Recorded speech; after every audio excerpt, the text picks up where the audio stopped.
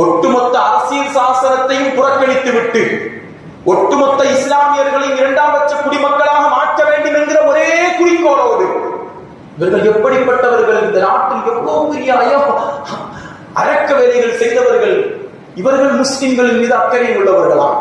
இந்த நாட்டில் அல்லாஹு அக்பர் ஒரு மாட்டுக்கறி வைத்திருந்தான் என்கிற சந்தேகத்தின் பேரில் கொலை செய்தவர்கள் இவர்கள்.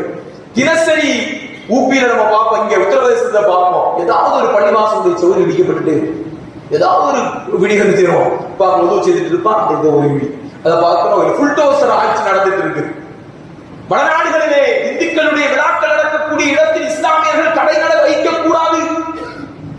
அவர்களுடைய விழாக்களுக்காக இஸ்லாமியர்களுடைய பள்ளிவாசலை மூடி மறைக்கும் சூழ்நிலைக்கு உருவாக்கப்பட்ட இவர்கள் இஸ்லாமியர்கள் மீது அக்கறை உள்ளம் கொண்டவர்கள், இஸ்லாமியர்கள் மீது அக்கறை கொண்டவர்கள், இஸ்லாமியர்களோட வக்ஃப் சொத்தை பாதுகாத்து வர்றாங்களா?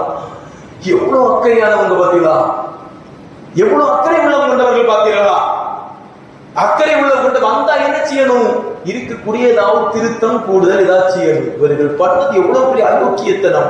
நமக்கு சாதகமாக இருந்த அத்துணை சட்டங்களை ரத்து பண்ணிட்டு அவர்களுக்கு தோதுவான சட்டங்களை உருவாக்கி வைத்து விட்டு இது வக்ஃப் திருத்த சட்டம் என்று சொல்கிறாரே, இது வக்ஃப் திருத்தம் அல்ல, இது வக்ஃப் திருடும் சட்டம் என்பதை நாம் ஆணித்தரமாக சொல்லிக் கொள்ள வேண்டும்.